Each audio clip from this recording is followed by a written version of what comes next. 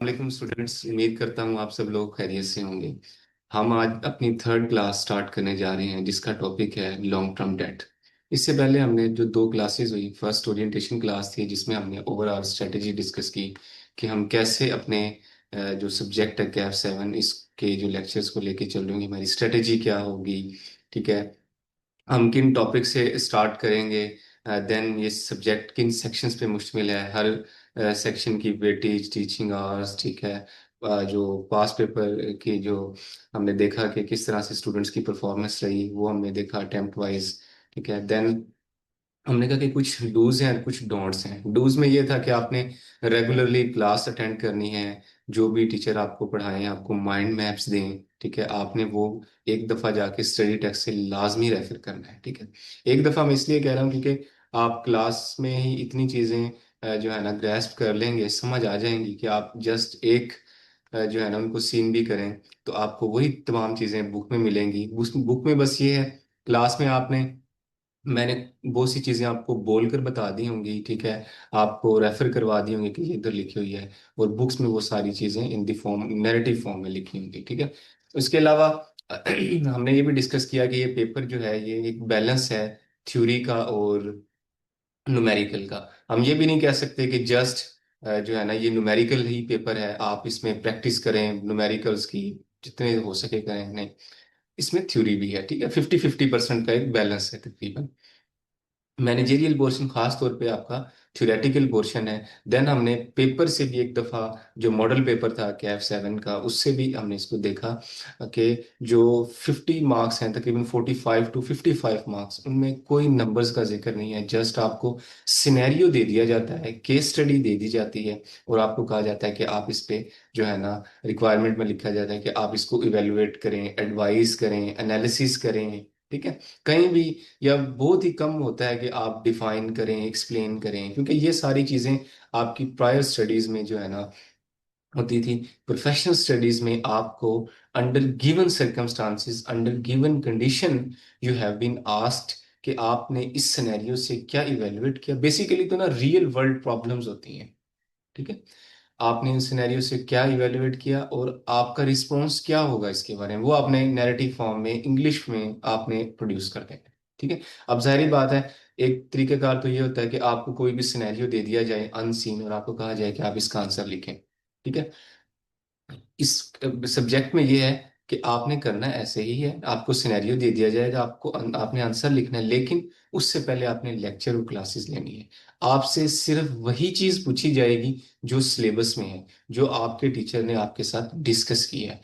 तो इससे साबित ये हुआ कि ये बहुत ज़रूरी है कि आपने रेगुलरली क्लासेस अटेंड की हों, और ना सिर्फ क्लासेस अटेंड की हों बल्कि आपने घर जाके उनको रेफर भी किया हो। जो आपको क्लास असाइनमेंट्स मिली, जो आपको वीकली टेस्ट मिले, आपने उनको रेफर भी किया, आपने उनको पढ़ा भी हो, अटेम्प्ट किया हो, हाथ से गुजारा हो। क्योंकि देखें, जब तक आप खुद नहीं पढ़ेंगे, प्रैक्टिस नहीं करेंगे, तो इट विल बी डिफिकल्ट कि आप जो 3 पॉइंट सवा कोई 3 घंटे की जो टाइम स्लॉट होती है आई कैप एग्जाम में, वो आप अच्छे तरीके से परफॉर्म कर पाए।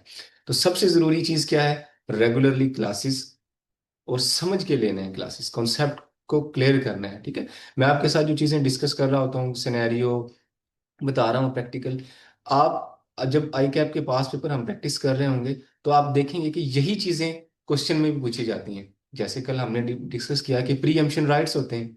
प्री एम्पशन राइट्स क्या है कि जो भी एग्जिस्टिंग शेयर होल्डर्स है ना, जब भी कंपनी नए शेयर इशू करेगी, फर्दर शेयर ऑफ कैपिटल होगा, तो सबसे पहले एग्जिस्टिंग शेयर होल्डर को लाजमी जो है ना वेटेज दी जाएगी। उन्होंने कहा कि जनाब, अगर आपके पास पैसे हैं तो प्लीज आप पहल करें, आप जो है ना, हम आपको राइट दे रहे हैं पहले कि आप जो है ना सब्सक्राइब करें। इसको हम कहते हैं प्री एम्पशन राइट्स हैं उनके पास। ठीक है, इसी तरह हमने इशू एक डिस्कस किया। अब इस तरह की चीजें आपको कहाँ टेस्ट हो सकती हैं, एमसीक्यूज में। फिर डिस्कस किया बोनस इशू। बोनस इशू में क्या था, एक हमने वर्ड डिस्कस किया कैपिटलाइजेशन ऑफ रिजर्व, कि अगर आपके पास कोई रिटेन्ड अर्निंग, कोई रिजर्व टाइप चीजें पड़ी हैं इक्विटी के पोर्शन में, कंपनी की फाइनेंशियल स्टेटमेंट में, और कंपनी चाहती है कि हम अपने शेयर होल्डर्स को डिविडेंड तो नहीं दे पा रहे, कैश आउटफ्लो हमारे पास इतना नहीं है कि हम आउटफ्लो करें कैश का, लेकिन हमने शेयर होल्डर को जो है ना नए शेयर दे के उनकी मार्केट वैल्यू तो चलो बढ़ा देना, जिसके पास 10 शेयर हैं उसको हर 10 के बदले एक नया शेयर दे दें, बोनस शेयर। ठीक है, उससे क्या होगा कि उसके पास 11 शेयर्स हो जाएंगे। ठीक है, उसकी मार्केट वैल्यू जो है ना, इन्वेस्टमेंट की वैल्यू, वर्थ जो है वो बढ़ जाएगी। ठीक है। इस केस में क्या हो रहा था कि कंपनी के पास कोई पैसे नहीं आ रहे थे, कैश फ्लो, कंपनी को इनफ्लो जो था वो नील था। ठीक है, बल्कि आप अपने शेयर्स ही एग्जिस्टिंग शेयर होल्डर को दे, जो जो है ना वो दे रहे थे। ठीक है। तो राइट इशू में और बोनस इशू में क्या फर्क है, अगर आपसे एमसीक्यूज हो, कि right issue existing share holder को दे रहे हैं और मोस्टली केसेस में थोड़ी कम प्राइस पे दे देते हैं मार्केट प्राइस से। ठीक है, लेकिन पैसे आते हैं कंपनी के पास। लेकिन बोनस इशू जो एक ऐसी कंडीशन है, कि ऐसा सर्कमस्टांसिस है कि जिसमें आप शेयर तो इशू करते हैं। ठीक है, कंपनी का शेयर कैपिटल तो बढ़ता है, नंबर ऑफ शेयर्स तो बढ़ते हैं, लेकिन कोई कैश फ्लो नहीं आता। ये किस पर्पस के लिए होता है, ये आपके जो एग्जिस्टिंग शेयर होल्डर होते हैं उनको फ्री ऑफ कॉस्ट शेयर दे दिए जाते हैं। इसको हम कैपिटलाइजेशन ऑफ रिजर्व भी कहते हैं। तो आपने इस तरीके से जब आप क्लासेस लेंगे, समझेंगे, आपको कॉन्सेप्ट का पता हुआ, एनालिसिस आपको जब इतना बेहतर हुआ, तो फिर एग्जाम में बेशक न्यूमेरिकल में वो पूछ लिया जाए, बेशक आपसे केस स्टडी में पूछ लिया जाए, बेशक आपसे थ्योरेटिकल में एस्पेक्ट से उनको पूछ लिया जाए, आप उसका आंसर करने के काबिल होंगे। ठीक है। तो आपको बताने का मकसद एनालिसिस का इसका यही है कि आपने बहुत ही एक कॉन्सेप्ट क्लियरेंस के साथ क्लासेस लेनी है। जो भी आपका क्वेश्चन हो, आपने, ठीक है, आप ऑनलाइन में हैं या फिजिकल में, फिजिकल में तो चलो फॉरन एड्रेस हो जाते हैं क्वेश्चंस। ठीक है, आप ऑनलाइन में भी हैं तो आपके व्हाट्सएप की मुकम्मल आपको 24/7 सपोर्ट है। आप जब भी जिस टाइम भी लेक्चर ले रहे हैं, ठीक है, बल्कि आई रिकमेंड यू कि बेशक आप ऑनलाइन हैं, आप एक ना क्लास के हिसाब से ही अपना चलें। जैसे हमारी 8:30 से 9:30 क्लास है, सॉरी 8 से 9:30 क्लास है, आप क्लास लें। ठीक है, अब उसके बाद इस क्लास को, अगर कोई नेक्स्ट क्लास आपकी नहीं है तो आप इस क्लास को रिवाइज करें, पढ़ें। ठीक है, इतना लिंगर ऑन ना करें, ज्यादा लेट ना करें, क्योंकि एक दफा आपने छोड़ दिया तो बहुत मुश्किल होती है कि दोबारा आप जो है ना पूरे दिन में टाइम ही ना मिले। हालांकि टाइम होता है, लेकिन बस मामला ऐसे हो जाते हैं कि दोबारा, क्योंकि पढ़ाई जो है ना, मोस्टली केसेस में जो लोग शौक से पढ़ते हैं ना वो बहुत ही कम होते हैं अनफॉर्चुनेटली।